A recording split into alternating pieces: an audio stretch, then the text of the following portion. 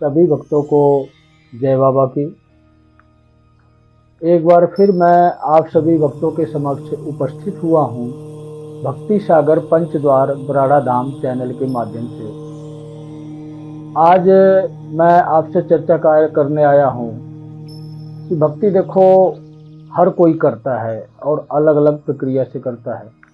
जिसको जिस प्रकार से पता होता है उस प्रकार से करता है। लेकिन आज मैं आपको एक ऐसा तरीका बताने जा रहा हूँ भक्ति करने का कि अगर आप उस प्रकार से भक्ति करते हैं तो बहुत ही ज़्यादा फलदायी होगी और बहुत ही जल्दी पूर्ण होगी।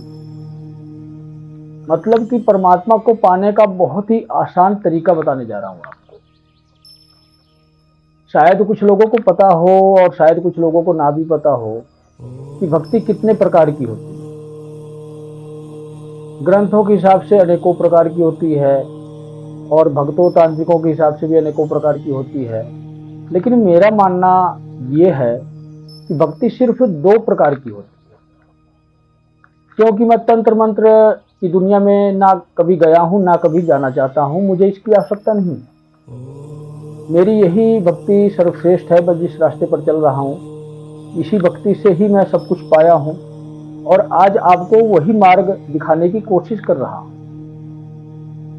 जिस प्रकार मैंने आपको बताया कि भक्ति 2 प्रकार की होती है, वो भक्ति कौन कौन सी है ये मैं आपको बताता हूँ। देखो, पहली सर्वश्रेष्ठ भक्ति कौन सी होती है इसके बारे में आपको समझाने की कोशिश करता हूँ, जिसको कहते हैं अंधभक्ति, श्रद्धा और भाव की भक्ति। इसमें हमें किसी भी प्रकार के मंत्र की आवश्यकता नहीं होती है और किसी भी प्रकार के माला करने की आवश्यकता नहीं। इसमें हमारा आंतरिक जाप चलता है। जिसकी हम भक्ति करते हैं उसके नाम का जाप चलता है। और श्रद्धा भाव के साथ अगर हम उस स्थान पर हैं जिसकी हम भक्ति कर रहे हैं तो जितना हो सके उतनी हम सेवा करें। जैसे किसी मंदिर में हैं, जिसकी हम भक्ति कर रहे हैं उसके मंदिर में हैं, अगर मौजूद हैं तो हो सके तो जितना हो सके उतनी श्रद्धा भाव से सेवा करें।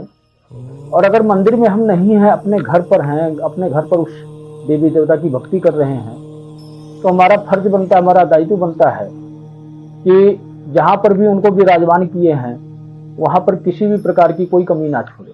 कमी छोड़ने का मतलब ये है कि साफ सफाई का ध्यान रखें और श्रद्धा और लगन के साथ आप जो है कि पूजा पाठ की तैयारी करें।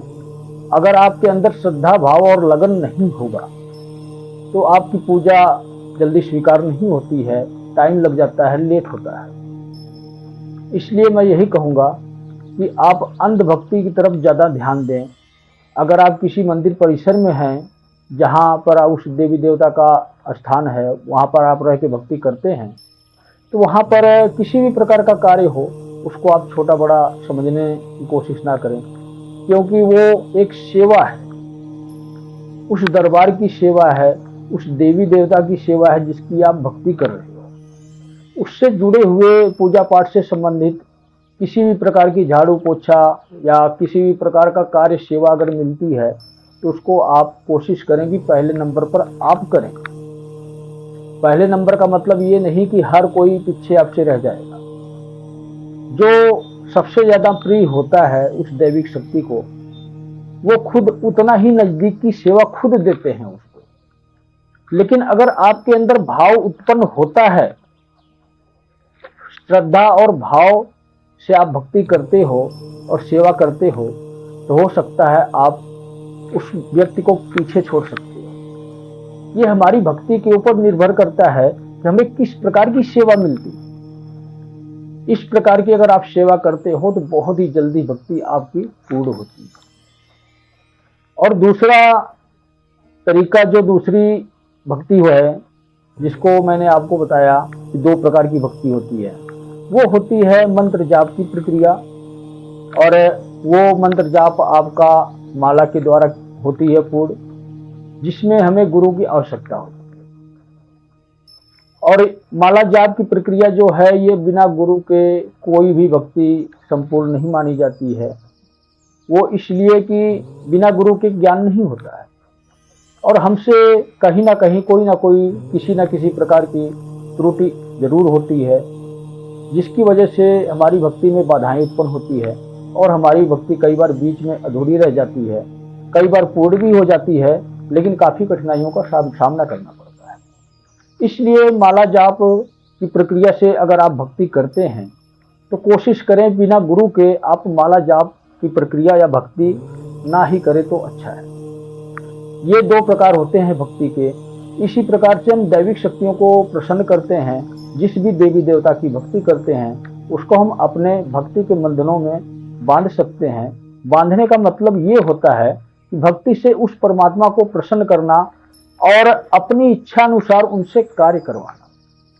अब इच्छा अनुसार के ऊपर आप ये ना समझना कि आप कुछ भी कर सकते हैं, क्योंकि आपको इस बात का ज्ञात होना चाहिए, पता होना चाहिए कि हम सत्य सनातन धर्म के मार्ग पर चल रहे हैं, हिंदू देवी देवताओं को मानने वाले हैं। इसलिए हम इन नियमों के पालन करते हुए हम वही कार्य करें, इन शक्तियों का वही पर इस्तेमाल करें जहाँ पर आवश्यकता हो।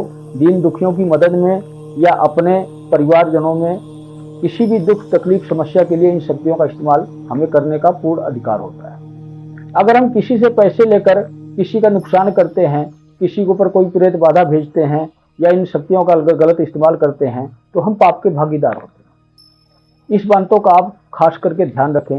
यही दो प्रक्रिया है भक्ति को पूर्ण करने की और परमात्मा को पाने की। हाँ, एक बात मैं आपको अवश्य कहूँगा कि अगर आप इन दोनों प्रक्रिया को एक साथ इस्तेमाल में लाएं, अगर एक साथ आप अंध भक्ति भी करें, श्रद्धा भाव के साथ, लगन के साथ उस परमात्मा को हर पल याद रखें, मानसिक जाप हर वक्त करते रहें और जो भी आपको सेवा का अवसर मिले, जो भी जिस देवी देवता की आप भक्ति कर रहे हैं उससे जुड़ा हुआ किसी भी प्रकार का सेवा का अवसर मिले, किसी भी प्रकार का कोई कार्य हो या मंदिर में सेवा, झाड़ू पोछा या मंदिर के जोत बत्ती वगैरह साफ करना या उससे जुड़ा हुआ किसी भी प्रकार का कोई कार्य हो, ये भी आप सेवा करते हैं उसके साथ साथ, तो बहुत ही जल्दी, बहुत ही फास्ट आपकी भक्ति पूर्ण होती है। वो देवी देवता अति प्रसन्न होते हैं और आपकी मनोकामनाएं पूर्ण करते हैं। ये कहानी मैं आपको सुनाया बाबा श्री तिलोक भारती जी के ऊपर, क्योंकि इसी प्रक्रिया से मैं बाबा श्री तिलोक भारती जी की कृपा पाया हूँ और अन्य देवी देवताओं की भी कृपा पाया हूँ। बाबा श्री तिलोक भारती जी के माध्यम से, उनके मार्गदर्शन के द्वारा ही आज मैं इस स्थिति पर पहुंचा हूं कि आपको खुद मैं तरीका समझा पा रहा हूं, क्योंकि स्पष्ट जो सही तरीका है वही आपको मैं देना चाहता हूं। मैं नहीं चाहता कि आपको किसी गलत रास्ते पर ले जाऊं और गलत मार्गदर्शन करके आपके जीवन को बर्बाद करूं। मेरे जीवन का मकसद है कि हर एक प्राणी सुखमयी जीवन व्यतीत कर सके। इसलिए आप सभी से मेरा निवेदन है कि बाबा श्री तिलोक भारती जी को अगर आप गुरु बना सकते हैं तो आप उनको गुरु बनाएं। अगर आपने उनको गुरु बना लिया तो आपके जीवन की हर प्रकार की विपदाएं और समस्याएं समाप्त हो जाएंगी। ये मैं कहता हूं इतना गारंटी के साथ कि अगर एक बार आप बाबा श्री तिलोक भारती जी की शरण में चले गए तो आपके जीवन की समाप्ति होनी ही होनी। देरी हो सकती है लेकिन किसी भी कार्य में बाधाएं उत्पन्न नहीं होगी, आपके सारे कार्य पूर्ण होंगे। तो सभी भक्तों को जय बाबा की।